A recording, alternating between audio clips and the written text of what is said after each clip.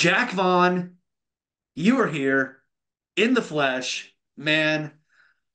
First off, thank you so much for doing this. This is one that I've been really looking forward to doing for a while. When I started kicking these interviews up with wrestling, with wrestlers, you are one person that I really wanted to sit down and talk with, especially considering I've photographed and worked a couple shows that you've been on up here in Indianapolis. So I've kind of seen the evolution of your character over the years. And man, you're everywhere.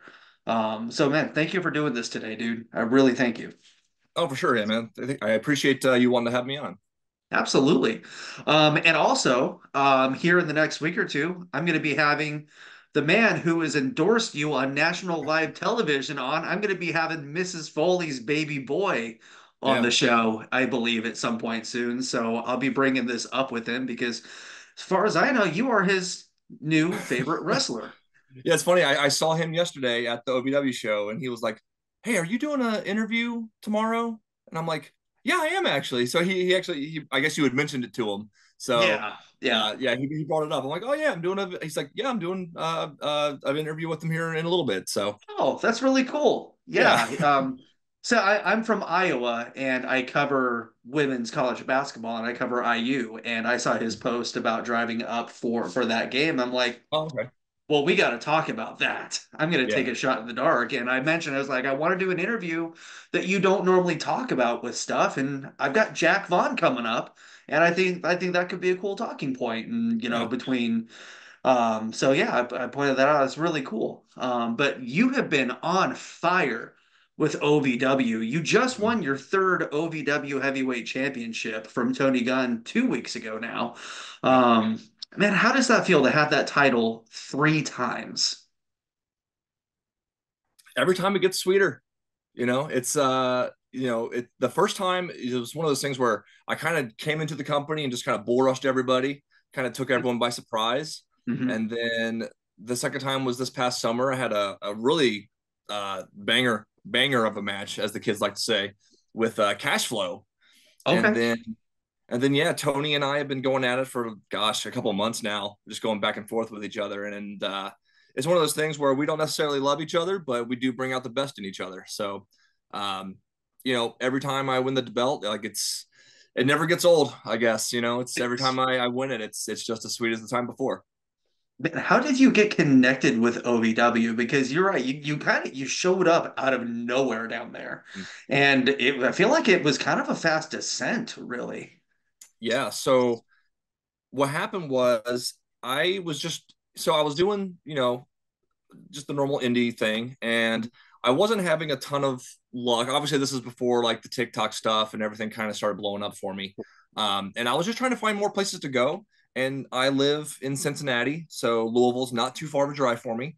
And I was like, it wouldn't hurt me just to be down there and maybe try to, rub some elbows with like Al Snow and that sort of thing. And I sent I can't remember I think it might have been Jake Oman that actually told me who to talk to. And he said, hit up Maria, Amazing Maria. Hmm. And I just sent her a short video, told her or a short match, and told her a little bit about myself. And I think 2 weeks later, they had me on a dark match, and then it just kind of went from there. I did dark matches for a little bit, and then eventually got on TV, and then I did one TV match, and then I was gone for 6 months, and then when I came back, I won the title in 2 weeks. So it's kind of a crazy story. How do you go from being gone for 6 months back and then a champion 2 weeks later? I mean, what do you attribute that to? Because that does not happen. It doesn't happen I anywhere really. Sure. I think it was just one of those things where, you can't be, and I tell this to guys when they get frustrated with like their angle. It's like you can't be in a top angle all the time. Sometimes you're just going to be there to do matches, and there's nothing wrong with that. It's all about right place, right time. And Mhm. like I said, I did dark matches for a couple months, and it's like they didn't really have anything concrete for me to do. So when I finally got on TV, I had a nice little match, and then didn't hear from them. I was kind of going on a week by week basis with them at that point. And I kind of chalked it up to like, all right, well, they just don't have anything for me, so I'll just go do my other, do my own thing. And then I got a random message from Maria like, hey, can you be here this Thursday? And I was right there in a top angle. So, and luckily I've been able to stick around ever since. How long ago was that now? What's that? How long ago was that That that was really hit? that was the summer of 22. So it's been about a year and a half. Oh wow. Yeah. Yeah, that's a lot in just a year and a half that you've accomplished down there. Like, because you've also had the national championship. I've had the Kentucky title twice. Okay. Okay. Gotcha. So yeah, five championships in a year and a half. Like, Yeah, you not know, bad. not bad at all. Yeah. That's wow.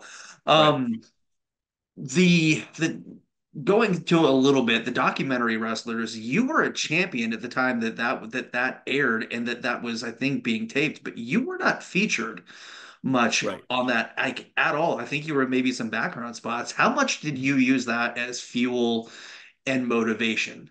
Did you take that personally? No, so I had a lot of people, I had a lot of fans reach out to me like, "Oh man, like why didn't they feature you more?" And it's really simple. They were like halfway through filming the show by the time I showed up. Oh, okay. So they had kind of already Okay. had their established people and like they're not just going to work me in. So I totally get it. Gotcha. But it was one of those things where I'm like, you know what? Hopefully they get a second season. And Hmm. if they do, hopefully I'll be one of the people that they want to follow because I feel like I have a very unique story. Yeah. Yeah, and I kind of want to touch on that because you have been wrestling for a very long time now. How long exactly has it been? Has it been close to 20? Next month will be 20 years from the day I started training. So obviously the veteran character is not what you have been doing the entire time that you've been wrestling. In fact, I think the first show I photographed that you were on, I think it was 2018. You were not the veteran in No. 2018 at all. How long into your career did it take for you to really start to, I guess, quote unquote, get it, for it to click, and for you to really start feeling things, not necessarily as the veteran, but just in general? Yeah. So honestly, like when it came to like the in ring stuff, I've kind of always I picked up on the in ring stuff very quickly. It sounds very boastful, but I always feel like I've been a good in ring performer. Mhm. It was really just like the character stuff that was a problem for me. When I first started out, for people that don't know, I'm a legitimate, 6'6", and at that time I was probably 275, and I was just kind of doing the generic big guy thing because I didn't know any better. And because of that, since the company I was with kind of wanted me to be the more stoic, quiet monster, I couldn't really interact with fans. I couldn't really get heat that way. So it wasn't until I retired in 2013 and eventually came back kind of like a part-time thing. And then it Mhm. got to be 2019 and I came up with Wild Thing Jack Vaughn. And I was just Okay. kind of ripping off Rick Vaughn from Major League Wholesale. And I felt more comfortable in that because I felt like I didn't have to be, scary. For people that know my real personality, I'm not that kind of guy. I'm much Oh, more laid back and, I kind of goofy at times.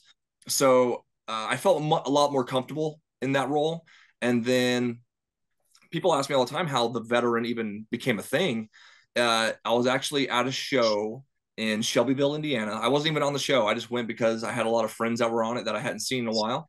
And I was talking to Jake Oman after the show, and we were just kind of talking about, oh man, there needs to be someone who's just like that old grizzled veteran who just hates what these young guys are doing. He hates the indie guys and yeah. just go from there. And I was kind of like, I was driving home and I was like, man, I had all these ideas for this gimmick. And I was like, oh man, someone should definitely do that. And then I Hmm. was like, oh wait, I should do that. And then I was like, I said the veteran Jack Vaughn out loud, and I was like, there it is. That's the gimmick. Right. At what point were was it? I think I remember the last real professional wrestler, Mm-hmm. Jack Vaughn. Was that Yep. kind of the beginning of what ended up becoming the veteran? No, so the last real professional wrestler is just kind of like the moniker I gave to the veteran. So Okay. it's always been the veteran Jack Vaughn, but then Gotcha. Okay. it's kind of like Okay. how Bret Hart is the excellence of execution. Oh, I'm gotcha. the last real Okay. professional wrestler. Okay. Gotcha. Yeah. And even the veteran Jack Vaughn character is not really like you in real life. You're very The veteran is very just loud and just, opinionated and, very in your face, and you as a person, I feel like, are a little bit more quiet and subdued. And Mhm. how easy is it to tap into that side of your personality when you've turned that character on? Yeah, I actually am very much an introverted guy. And Yeah. so I was actually thinking about this because when Johnny Depp was going through the Amber Heard trial, that whole thing, I heard a lot of people that were kind of like, when they heard that Johnny Depp was very introverted, they were like, Mhm. but how he plays all these outlandish characters in these movies? Like, how is he so introverted? And it's one of those things where, when you're able to perform, you're able to kind of be more of the person that you wish you were. Yeah. You know what I mean? It's one of those things where it's like, yeah, um, I'm not as outspoken in real life as I am as the veteran, but Mhm. I do tell people like, yes, like the way the veteran talks about wrestling is very similar to how I really feel. It's just cranked up to 11. You know what I mean? Right. So yeah, I mean, I honestly, I never really had an issue with, once I put on the jacket and the glasses, it's just like, it's just there. It's like I get to be that jerk that wants to say all the things, and I finally get to say the things that I want to say. Yeah, absolutely. I get that a lot with my on-screen character where I work. I'm very loud and just good God, I make you freaking hate me because I'm so just loud and obnoxious and in your face. I'm not really like that, but it's what, like you said, it's what you wish you could be like in real life, but you probably shouldn't or Yeah. can't. Yeah. Well, I mean, I know in some of my videos I make fun of like guys having Funko Pops in the background. I mean, case in point, you see those, and Right. like you look over here, it's just a wall full of video games because that's kind of the one hobby I have outside of wrestling is I play a lot of Right. video games. Right. Yeah. Um, w- Working live television is Mhm. very, very different, let alone weekly live television. What have Mhm. you learned as far from the business that you maybe didn't know going into OVW working that type of assistant? Because you've worked the televised, the recorded. Most indie shows are recorded in some way. I know White River Wrestling, Jake records his shows. So you've got the hard cam, you've got all that stuff, but live is very, very different. What have you learned from the business doing live television every week? Yeah. So, on a typical independent show, you're there to interact and entertain the fans that are there. When you're doing live television, you're doing that, but you also got to realize you're not a wrestler, you're a TV star. Mhm. So you are your audience isn't so much the people in the arena, it's the people watching. So constantly trying to find a camera. I was actually talking to a guy on the show yesterday, just kind of giving some tips because it was his first time ever working live television. Oh, And I wow. was like, yeah, I was like, dude, like you just gotta like, you did good. You were interacting with the crowd, but next time interact with the camera. Like those are the people, you're gonna get, the reactions you want from the fans just by based on what you do. So just find that camera. Those are the people that you gotta keep coming back. So, it's a matter of, making sure that your face is being seen. Um, I don't know exactly. I think they actually say that it's something that Vince McMahon used to say is like, I can't sell people your back. I sell them your face. So make sure that your face is on camera. Make sure that you're not like, turned away or that you're down, like you're constantly coming up so people can see you and that sort of thing. So it definitely is a different mentality. And, as someone who basically just did the independents for like 17 years before I actually did any live television, it was a hard habit to break. It's you do Right. something for so long, but eventually you just kind of figure it out. And how much of a role does Al play in helping especially guys like you who've been wrestling for a very, very long time, Mhm. break those habits and get comfortable with the camera? Yeah, Al has been tremendous in helping me, and it also helps that like there's a lot of guys, like Doug Basham's there, Maria, JMO, all the agents. Adam Revolver's been also very helpful. It's just you get around those people that have been there and done it, and I tell people like people ask me what it's like working with Al, and I say Al has forgotten more about wrestling than I'll ever know, and it's true. Like Like I'll talk to him about a certain angle or a spot in a match, and he just gives me like 10 minutes worth of like just worldly sage advice, and it's crazy. Like he's told me so much stuff that I've probably forgotten half of what he's told me just because it's constant information. And but that's the only way you're going to get better is being around people that know more than you. So that was one of the big driving forces for me even to want to come to OVW. There's been a lot of people that have been coming through there recently. Hmm. I mean, you've been on camera with Enzo Amore, well, real one now. A decent amount over the last few weeks. Yeah, Mickie James just signed down there and got involved. Mick Foley, who we just talked about, has been down there. The EC3, and then I think a lot of people forget where everywhere that Jesse Goddard's has also Yeah. been as well, working with all of those minds and all of those people. What are some of the lessons that you've learned from those guys, and how much time do you take to spend around them and learning from them? I'm constantly bugging them with questions. And Jesse, I had a brief little period where I was getting to work with him quite a bit, Mhm.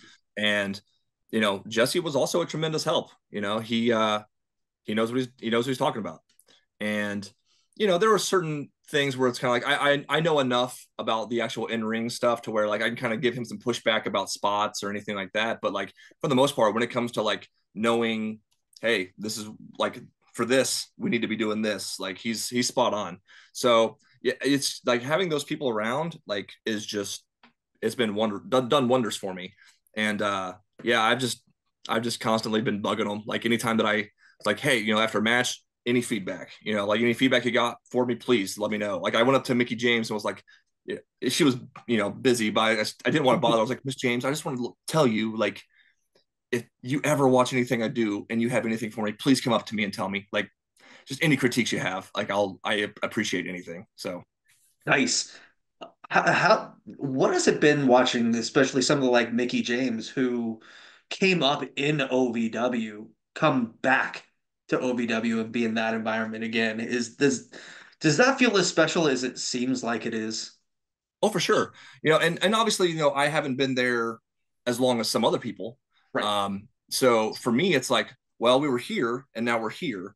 And I'm Hmm. sure for those other guys, they're like, well, we were way down here at one point because Right. I've heard the stories about, the times that they were struggling. And, having those people around is really encouraging because it means that people that have been on the top levels of professional wrestling, they they like what we're doing and they want to help us improve and they want to help us get to the next level. So it's just like them showing the initiative to want to come in and help us be even better because they like what we're doing. I mean, that's a huge encouragement to all of us.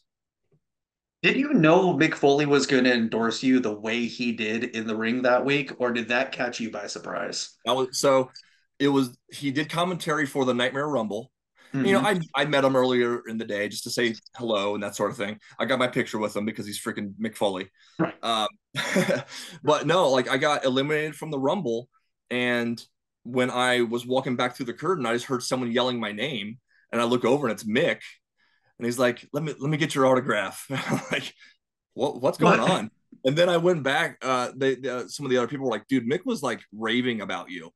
And I went back and watched the Rumble. I'm like, "Oh my god!" He like multiple times said that I'm his favorite wrestler. Like, is this real life? The fact that Mick Foley's saying that I'm his new favorite wrestler, that's crazy. Right. It's so surreal. Like I don't want to say like I know you, but I've been around you for 5 or 6 years now, and to see that happen, I'm like, Mhm. holy crap! Like that's Jack, you Yeah. know. Um, has has it been as fun as I think it might be to watch Mick and Al interact with each other and be around each other again over the few Oh yeah. weeks or the month that he was there? For sure. Yeah. So like when Mick first came in, like there was like a pre-show meeting because like I said, it was at the Rumble, it's a pay-per-view, so we kind of have meetings and stuff like that. And Mick said his piece, and just seeing them kind of like bicker at each other like they're old like husband and wife kind of thing. Like what I mean? It's just like it's that fun dynamic where it's like you can tell these guys have been best friends for a long time, and they're just like giving each other crap. And it was very fun to see. I want to talk a little bit about White River Wrestling because that's one of your homes when you're in Mhm. Indianapolis. That's one of your long-term promotions that you've been working for a long time. You and Jake go back Mhm. forever.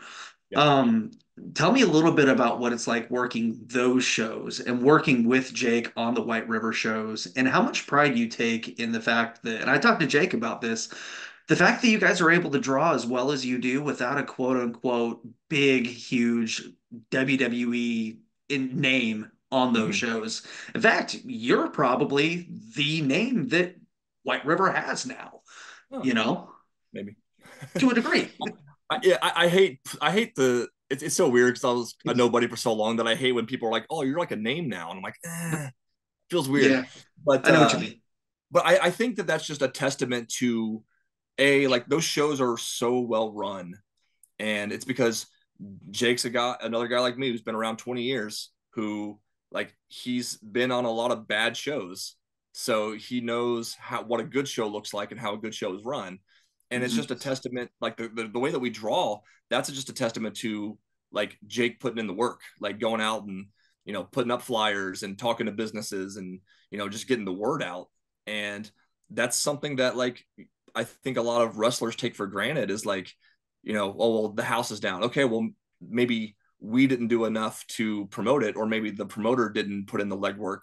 And obviously, you can't put everything on the promoter, but like Mhm. Jake, 100%. I mean, that dude, when it comes to promoting his shows, there's very few that compare to how many people put in the legwork the way that Jake does.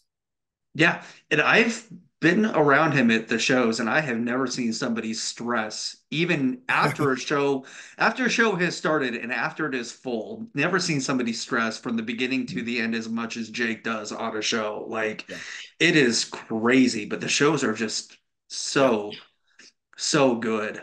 he Um, deals he deals with all the stress of putting on the show, and then he goes out there and has like a 15 20 minute awesome match. Like, you know what I mean? Like he just yes, he does it all. it's crazy. And because of the relationship you have with Jake, you over the last few years have had a chance to go overseas and wrestle a couple Mhm. times internationally, which I think is really cool because I've always wondered what the dynamic is as far as wrestling overseas compared to here in the States. Have you noticed a difference between the styles, the shows, the fans, anything different compared to here internationally? Honestly, it's not. I mean, as far as the places that I've been, obviously I haven't been to 30 countries like Jake has. Right. But in 2022 we went to Finland and Sweden, and then in 23 we went to Romania, and then did some shows in the UK. And outside of that, I mean, um, for the most part, they were very similar to how the kind of wrestling and the kind of shows that you would see in the States. There was a couple. I mean, some of the shows we did in the UK were a little different just because they were marketed as more like family events Okay. for families that are on vacation. So Oh, they were nice. actually like, at like these little like resort places. So like Interesting. super cool, like right on like the beach, and like this like, and one of them was at like a former like an old castle with like some cabins built around it. Like it was the coolest, like the Oh, most beautiful places I've ever been in my life. And oh, then that's we're going nice. and wrestling and for a company called Mega Slam, and those shows were so much fun. Um, and then there were some other places we wrestled in the UK where style was maybe a little bit different. And Mhm. I think it wasn't even so much the style; it was more so just like getting used to the terminology that they use. Was like I had to be kind of like, oh, I don't know what that means. Can you explain that to me? But no, other than that, Right. like I haven't been to like Mexico or Japan where the styles are obviously a Mhm. lot different. Right.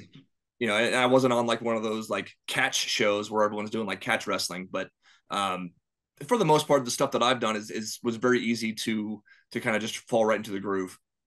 Is it hard to communicate in the ring when you're wrestling internationally with somebody that maybe doesn't speak any English or very little English, or is wrestling so much of a universal language that you don't necessarily need to be able to communicate with the guy in the ring that you're with? In theory, it should be a case where it's a universal language, and you should be able to, if you know what you're doing, you should be able to kind of get the idea of what they're going for. And if you can't communicate, obviously you both gotta know when to have like some back and forth and some pushback. For me, the people that I've been able to work with, all of them spoke English, so it really Okay. wasn't too much of a problem for me. The match I had in Romania was with a German wrestler, and he was wonderful. Like, obviously there was a little bit of a language barrier because English Sure. isn't his first language, but Right. he was obviously fluent, and it wasn't too much of an issue. Nice.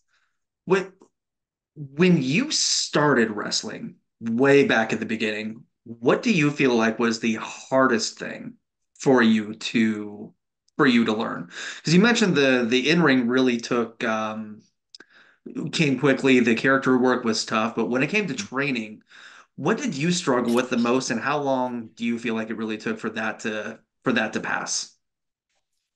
Um, I think for me, like when it came to the in-ring training, just certain moves and certain bumps are just scary to me. So like when I first started, we were learning leg drops, and I was so scared to just take a bump directly on my butt, and would wind up like kind of leaning back, and I wound up jacking up my back for a little bit just because I was doing it incorrectly. Nice. And then for a couple of years, I was afraid to take like face bumps. If I Mhm. were taking like a gourd buster or something like that, like I Sure. was just kind of afraid to take them.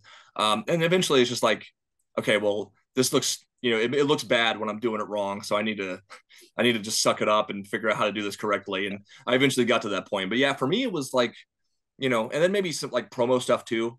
Um, Mhm. just getting comfortable in front of a camera, which I've broken that, but Yeah. I had some background in like high school doing some like plays and stuff like that. So being in front of people and public speaking has never been a problem. It's just a matter of like coming up with what I want to say because I'm not very good at improv. So when it comes to like promos and stuff like that, I kind of want to have at least a good like bullet points at least of what I kind of Okay. want to say. Yeah. Yeah, that makes sense. That blows me away that you struggle with improv because let's just get into it. The TikTok videos, Mhm. like, um, I assumed that a lot of that was improv, but how much time do you and thought do you put into, I guess when you sit down to really think about what one of these videos is going to be, how long is it between the initial sit down and put it together to we're seeing it, like the one you posted today? Yeah, so it kind of depends on how intricate a video has to be. Um, this past weekend, I went to a training facility with some friends and filmed a bunch of videos, Okay. and they were all like in-ring stuff, which are pretty simple. Like, but then there's like occasionally like one of the early videos I did was like a fake documentary about a deathmatch wrestler coming out of retirement, and like that one, it took a couple days just to get all those shots that I wanted, and I had to do like Sure. voiceover and find music and stuff like that. Yeah. So sometimes it's a little more intricate, and then obviously there's some where I have like a green screen, I have to do a little bit of editing, but there's Mhm. never been anything that takes too much time. Like if I have it, I can usually knock it out pretty quickly. Where did the idea to start doing these videos originate? Because, I mean, obviously you never know if what you're doing is going to catch on or go Mhm. like is viral, but like Yeah. what made you want to start doing the TikTok videos? So it's funny because when I first came up with the veteran, my rule was that I was not going to do social media because That that's makes not something sense. a veteran Uh, would do. You know, no. And a lot like of I had veterans don't do it right either. right. Like Yeah. I think Yeah. at the time I had an Instagram account and I had like a personal Facebook account. Um, but I didn't have anything. I didn't have Twitter, didn't do TikTok or anything like that. But what happened was when I would do Facebook, I did eventually change it to like a Jack Vaughn page. And I was just anything that I posted was just in character. I didn't do anything that was out of character. And there's a wrestler by the name of Brutal Bob Evans, who a lot of people in wrestling know who he is. He's sort of like he's like everybody's uncle. He's like a mentor to so many wrestlers. And he was doing a seminar at a company that I worked for in here in Cincinnati. And I just went to, because I had met him before, but we become friends through social media, and I really just wanted to kind of pick his brain. And he told me, he's like, Jack, like, I really like the way you do social media. Like, to the point to where some of the things that you say actually upset me, but then I realize that you're working. And he's like, video stuff is so big right now. He's like, I think you need to pivot more into video content and specifically TikTok. And I was like, well, I I know probably what you mean. should. If this guy knows Yeah. what he's talking about, I probably should. Yeah. So like, the next week I filmed 2 videos, and I posted the first video at like midnight because I was kind of I just wanted to get used to the platform, trying to figure out, how it kind of worked. And that's a really bad time to post a video, just so everyone knows. But I posted it and I went to bed a couple hours later and it had maybe a couple thousand views. I'm like, oh, that's cool. Cause most videos that I posted on Facebook were lucky if they got a couple hundred. Right. And I woke up the next day and within, 24 hours, it had 100,000 views. Yeah. And then, so I was like, oh, I wasn't expecting that. And then I posted the second video the next day. Again, I posted it at like 3 a.m, which is stupid, but it was even bigger. So with the first 2 videos, they both did 200,000 views. Oh, So yeah. And then, yeah, I just kind of like, well, crap, I'm onto something. So I gotta, keep this going. And, obviously I got a little pushback. I got some heat from some wrestling fans, and I still do, not as much as I did before, but no, it was such a blessing just to kind of like get the character out there, get the, kind of get some exposure. And I mean, it's now at the point where like I'm making some money off of it. It's leading to, bigger companies wanting to use me, and I've been able to make a little bit more money, sell a lot more merch. So yeah, I mhm. mean, like doing the video stuff has been huge for me. What time of day have you, because you mentioned posting at midnight, 3 a.m., Yeah. stupid times to post videos. I don't understand a lot of that stuff because I, Mhm. like you, I'm not on TikTok. You are now. I'm not on TikTok. And Mhm. one of the people I interviewed recently, he's like, I'm going to cut some of this up. What's your TikTok? I'm like, it's Yeah. not there, you know. Yeah. But There is none. right. But what what time of day have you noticed is the best that you've had the most success with your videos posting? Yeah. So I typically try to do at least 2 videos a week, and I space them out evenly. So I try to do every Tuesday and every Friday. And I used to do them at like 8 in the morning because like, oh, well, people are just waking up, they're checking their phones, that sort of thing. And obviously, I know like with TikTok, like the algorithm changes all the time.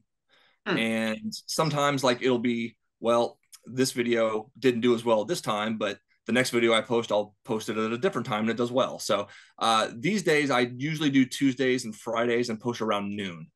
Okay. Yeah, I just that seems to be what works for me. Oh, well, and you do a lot of different styles of videos. Obviously, you do a lot of the in-ring videos, like the difference between a professional wrestler and an indie wrestler, types of Mhm. guys you meet in wrestling locker rooms. You made a very good point that the hardest part of the ring is not the apron, it is actually the ring post. Thank you for pointing that out. That's yeah, that's a very good point nobody thinks about. People tried to Um, argue with me about it. You can't though. It's a hard argument. What are the ones that you have seen have the most views and the most success? Is it the shady promoter videos, the difference between, or what have you seen works the best? It seems like the indie versus pro is always kind of like my safe zone. Um, Especially early on, those were the ones that got the most heat, so they got the most views. So I try to do those pretty often. And then the other thing that I've noticed that gets a lot is when I do like the different styles of videos. So my biggest video, it's so funny how it works because I'll film something like, oh man, this is gonna be huge. This is such a good idea. It's so funny, and then it does okay. But then I'll just post some dumb video. Oh hey, 500,000 views, and so like my biggest video was different styles of running ropes. Okay, yeah. Yeah. So I think across TikTok, Instagram, and Facebook, it did like 4 million views. Holy crap.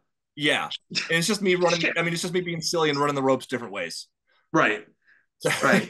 And like, I'm I've done like different styles of chops and different styles of pins, and they usually do pretty good. And then the other one is whenever I do like indie wrestler show like flyer poses. those do pretty Yeah. well. Yep. Yep. I mean, with how much you travel and you're on the road and stuff like that, which I've noticed you're sticking a lot to the region that you live in. Indiana, Ohio, Kentucky, is the areas we see the most, but those are still long drives back and forth. I mean, I would assume you come up with a lot of these ideas just on the road driving with, maybe Jake or Aaron or just driving thinking, or maybe Yeah, watching a match. Like is that pretty much how that's that that's pretty accurate. Yeah, so the person who comes up with the most ideas, honestly, is my wife. really? Uh, yeah, so my wife has spent some time in wrestling too, so Okay. she understands the business very well, and Okay. she comes with me on all my trips. So Mhm. a lot of times we're just like going back and forth and like, oh, that sounds like a good idea for a video, and we have like a note in our phone where we just anytime we get an idea, we write it down, and even if it's just like a little nugget of an idea, it might turn into something. So yeah, and then I occasionally get people just being like, "Hey, man, I had this idea. It might work well for a video." So I get people suggesting stuff to me all the time, and I don't use a ton of ideas, but just because I only have so like some of them send me like very intricate, elaborate ideas. And I'm like, I don't even know how I could film that, but but no, I do appreciate anytime someone comes up with an idea for me. Right. Makes it much easier on me. Yeah, definitely. Yeah. You mentioned heat from fans, which I think is really ironic and interesting that you had some heat from fans, but if you had any heat from anybody within the wrestling business, maybe other veterans, other wrestlers at all, like I would assume there's some wrestlers out there that are like, oh, you're painting in a bad light, or what are you doing? You know what I mean? Yeah. Uh, Not so much anymore. I feel like at this point, for the most part, everyone kind of gets it. They understand, like, oh, it's his character. Yeah, But when I first started doing videos, man, like there was a lot of wrestlers that did not like me, and I saw those comments firsthand. You really. know, and you know, I don't know if it's just like one of those things where it's like, I was new to them, even though I've been wrestling for a long time. It was probably just like, oh, well, who's this guy? Like he's talking crap about wrestling. What does he even know? He's never even done anything. And then I think a lot of them have been shut up because, oh, hey, Jack Vaughn's kind of a thing now, and he's not Right. going away. So, but Right.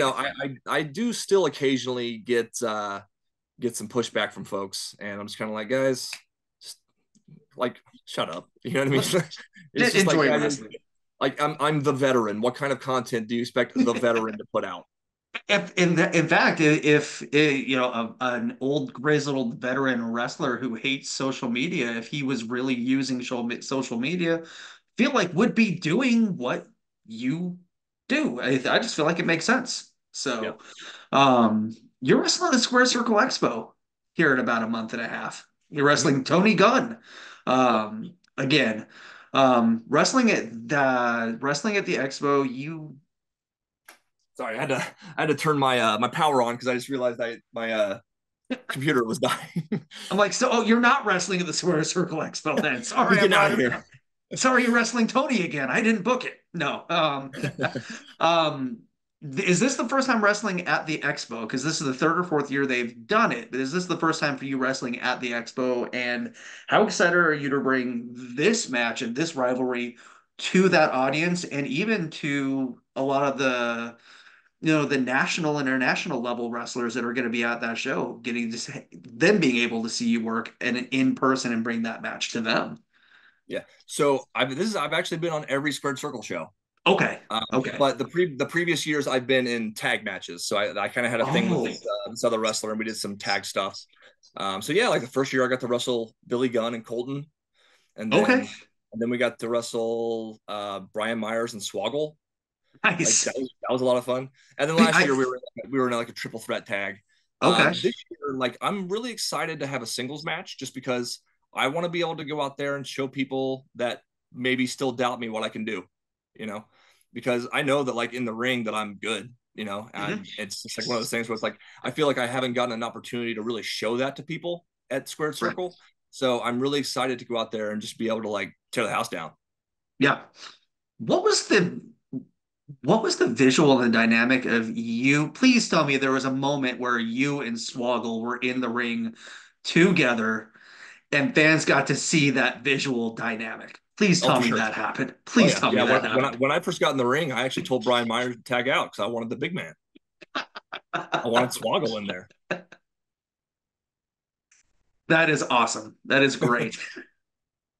I love that. Um, I've obviously been following you on social media for a long time. You are a lot like me. You are a metalhead. Yes, You love the heavy stuff. The I heavier the do. better. What is it about heavy metal that makes you love it so much? It's just the intensity and the aggression. Like so, like the band that got me into metal was Pantera, Okay. and obviously, if you're into like stuff that's intense, like that's a pretty good band to start with. Yeah. And that so I was probably 8 or 9 years old when I first heard them. It was right after Far Beyond Driven came out. Okay. And then, as I got into junior high and high school, I got really into new metal. So like I tell people like my favorite band ever is Korn. They're always gonna be my goat. And Nice. and then as like I kind of like as I've gotten older, like I kind of go like genre to genre. So like after I got kind of out of new metal, I started getting more into like the metalcore, got really into like Devil Wears Prada, bands like that. And then now I'm listening to like a lot of deathcore. So I'm listening to a lot of like Slaughter to Prevail and Lorna Shore and stuff like that. But I still go back and like to listen Yeah. to all the classics. But Yeah. yeah, for Yeah. me, man, it's just like I like the speed, the intensity, and I just feel like with metal, it's just I feel like it's people being real, like they're hmm expressing like real emotion. It's not just some manufactured stuff. My one of my wife and I, one of our first dates we ever went on was a Corn concert, Oh, which nice. was yes. And so I'm like, well, what do you want to do? She's like, can you get corn tickets? I was like, this is gonna work out. So Yes, that this was is that going was to. my first concert. It was 1999. It was Korn and Rob Zombie, Oh, and it was right after Follow the Leader came out. So it was like oh, in their prime. You know what I mean? Like, oh, oh so good, man. so good. One of my favorite concerts I ever went to, which you'll probably appreciate the irony of the lineup. It was a couple years ago, actually. It was Slipknot, Behemoth, Ooh. Gojira, and Volbeat. Oh, okay. There you go. Yeah. One of these things is not like the other. Yes. Yes. It was so weird, but it was so great because Volbeat knew they didn't belong on the show and they just talked Yeah. about that the whole time and it was awesome. It was great. Um, Man, Tough Love is coming up. It's actually going to be tomorrow. Yep. Um, talk to me about the show, the event, how important this is. It's already sold out. Mhm. And so I mean, you guys have really stepped up the production, the product, and everything over the last year. And I think it's really started to translate over to the live crowds. Yeah. I mean, obviously, since Wrestlers came out on Netflix, the OVW has been doing awesome. Just in terms of like, I think at one point we had like 11 or 12 straight weeks where we sold out the Thursday TV tapings. Every pay per view has been sold out since we've had the show, and I think part of it too is like some people can be naysayers and kind of chalk it up to like, oh well, they're just like piggybacking off the success of the Netflix show. But the thing is like people are coming and they're staying. So obviously what we're doing, they're enjoying. Maybe it's not for everybody, but for the people that are showing up, they enjoy it. So yeah, I mean, obviously when pay-per-views come up, you always put a little extra into it, put a little bit more extra effort. And anyone obviously you said like the show itself is sold out, but you can order it on YouTube. So just go to ovwrestling.com. There should be an option there for to see the tough love banner, and there's an option there to purchase it. So you don't have to miss out. And also, you guys are going to be going out on the road here in a couple weeks. You're going Mhm. to be hitting Lexington, another different venue in Louisville other than Davis. You guys are coming up to Indy, which We is are, yeah, exciting. So, yeah. talk to me a little bit about OVW going out on the road this time of year and what you guys are looking forward to. You're on the ad mat, the banner for the Indianapolis show, so I'm assuming you're going to be on that show. Yeah. So tell me a little bit about what you're looking forward to the most as far as bringing OVW out on the road right now with how Mhm. well things have been going. Yeah, and again, it all goes back to the show. Like since the success of the show, like we've gotten contacted by so many different cities wanting us to come and bring OVW to them. We did a show in Lexington at the Manchester like 3 or 4 months ago, and it was a Okay. huge hit. Like I think there was, I mean, I couldn't even begin to estimate, but there was a huge crowd, and yeah, and then we're going back, and then we're going to the Irving Theater in Indianapolis, and I know that we don't have any dates confirmed as of yet, but I know that there's plans to kind of do a like a tour and hit up a bunch of different states, you know, so big things coming. That's awesome. Yeah. Um, what are your favorite things about working at OVW, whether it's the being in that building with the history of that promotion, being able to learn from, especially with you being a talker, working with a talker like Enzo or anything like that. Some of your favorite things about being at OVW. I think it's just the inner, like there's a different kind of energy when you're doing live television. You know, it's and it's nothing. The thing that I love most is like, you know, TV time is very precious. So for the most part, you know, you're getting a segment that's maybe 8 minutes. But a couple of weeks ago, when I'm getting a 3 segment match with Tony Gunn and we're going 25 minutes and crowds into it the whole time, like that's the stuff that I really love. Being able to like go out there and just show out and show what I can do, and just get the people just feeding off that energy. Like, you know, for people that have never been in wrestling, like there is nothing better than stepping through that curtain. It never gets old. Like the adrenaline and the energy you get when you come through the curtain, there's nothing like it. I gotta ask the thigh slap. I'm not gonna ask you Mhm. to do it. I'm not gonna be Yeah. that. I'm not gonna be that guy. But how Get paid. important, not going to do that. How important is the thigh slap to the character? Because I've seen you on shows and Yeah. just, that crowd is Mhm. waiting for it. How Yeah. important is that to the character? It's, you know, it's so weird that something that was done as an insult Yeah. and something that was done as a joke has Yeah. become so integral to the character. Yeah, it's a major part of my shtick now. Like the thigh slap shirt is a very popular shirt. I sell a ton of Mhm. them, Right. and yeah, I mean it's you know, not everywhere I go is as in tune with like the internet as other places, but you get some of those crowds that are very like internet friendly and they know me because of TikTok. You know, even if they've never seen, maybe they've never seen OVW, but they know the TikTok guy. So Right. they, you know, there have been like even in What? Romania, like the Really? crowd started chanting for the thigh slap before the match started in Romania. How surreal was that? Because I mean, you hear bands talk about it a lot, like, oh, to hear a crowd sing my lyrics back to me. Like, how did they even find my music? Like, it's got to Right. be the same feeling for you with that. Yeah. Yeah. I didn't, obviously, you know, it got quick fat, or sorry, it got big quickly is what I meant to say. And, you know, that was great. But I kind of chalked it up like, oh, well, I'm getting exposure in the United States, maybe Canada, maybe a couple places in Europe. But like I've had people tell me like, oh yeah, I train guys in China and I use your videos to help train them. What? Yeah. They Really? use like my indie versus pro videos to be like, hey, here's how you do this. The way you're doing it is this way. Don't do this. You know what I mean? Like that's so cool.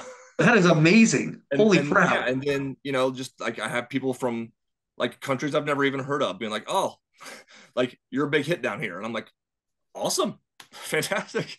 You know, like I get, I mean, obviously I've heard of like Portugal, but like, you Right. know, I get people from like Portugal and Morocco, and you know, I've had people in like South America, like, oh, we love you here in Brazil, and I'm like, that's so cool. It's crazy. Like, Yeah, that's amazing. Like, tell fans a little bit about where all they can find you. You're not just at OVW, not just at White River Wrestling. You wrestle at a couple different places. Where all are you going to be at coming up, and just some of your home promotions? yeah. So honestly, like outside of like the only places that I really consider home promotions now that I work regularly are OVW and White River. Unfortunately, some of the other places that I was going, like one of them shut down, and you know they're no longer running shows. And there's some other places that I just haven't been able to make it to recently. But In March alone, I'm going to 6 different states. Um, yeah, so, and like some debuts, like I'm doing Pro Wrestling Conquest out in West Virginia. I've Nice. been doing some stuff for Great Lakes Championship Wrestling up in Wisconsin. I debuted for them Sweet. last month. I'll be there here in a couple of weeks again. Nice. Um, so yeah, I got, you know, I've been able to, like, I've already gone to like more states in the last couple of years than I did my entire previous 18. Like it's been great. The whole second career, Pretty honestly. much. Like Yeah, I've it's and that's something that a lot of people have brought up to me, like the people that have known me forever. Like, dude, I love just the fact that you've been able to like reignite your career. Like you came up with something new, it wasn't working, you found something that worked, and now you're finally getting what you deserve. And it's like obviously it's a great compliment. And yeah, I mean, it's I tell people like, yeah, it sucks that I'm getting this exposure when I'm 38 instead of 28, but hey, better late than never, I guess. yeah. I feel good, and I feel like I'm doing the best work of my career.